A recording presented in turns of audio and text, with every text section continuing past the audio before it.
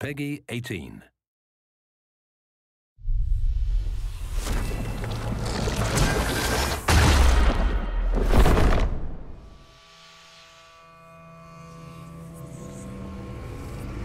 It was 2009, towards the end of when we were finishing Dragon Age Origins, when myself, Matt Goldman, and Mike Layla started to get together on a weekly basis to talk about the directions we wanted to take the franchise and the things we wanted to explore if we had a chance to do so. We built a kind of a cartoon animatic of what we would like to be in the game if we were going to really pull out the stops and do whatever we wanted.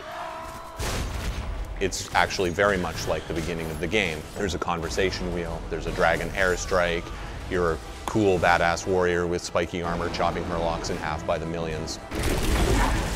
It was exciting. It was like, wow, man, can we actually pull that off? Can we feel like the party works together to demolish foes rather than having their disparate abilities? So brainstorming with the core leads on Dragon Age is pretty exhilarating. I really love to lead him astray with crazy ideas. Every time we would talk, I'd start talking about how every piece of our art would involve Ulrich von Hawk, the lycanthrope character of our game, howling and like tasting his own blood. Anyways, it kind of got out of control after a while, so I had to drop it. But it was pretty fun while it lasted.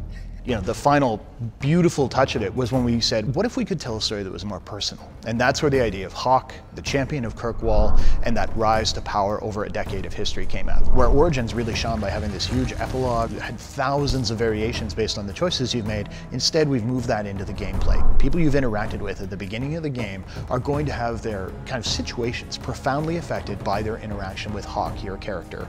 If getting the relic gets Castillon off your back, then I'll help you retrieve it.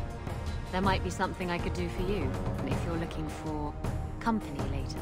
You re-interact with them, you see how that worked out. So we believe it may be our most reactive game to date. So here we were, we'd finished these brainstorming sessions. There's a lot of stuff on the whiteboards. There's a lot of pie-in-the-sky ideas.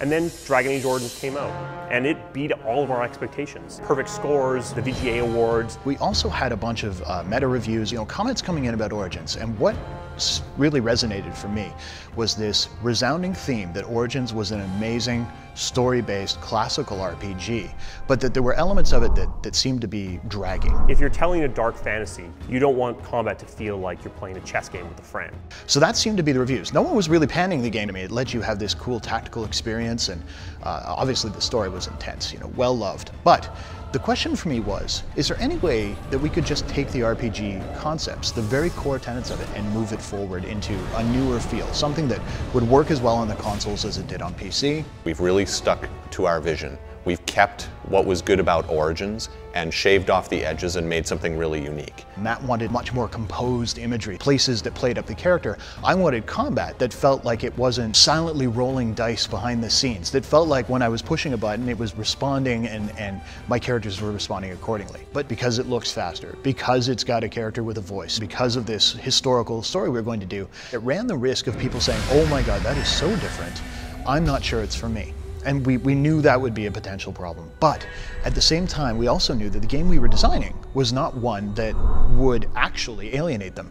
So what we've been very open with is letting people go hands-on. And the big thing we saw is that even people who loved Origins, people who came wearing armor from Origins, were playing the game and going, oh wow, I see what you did here. It's almost hard to communicate how much this game still feels like Origins, despite feeling completely different.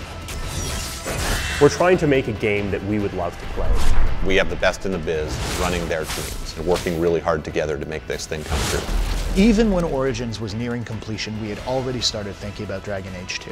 We'd already begun sharpening that axe. So the moment they took the blinders off and said, okay, go, we knew exactly what we were making. We knew the exact vision we were trying to bring to the player.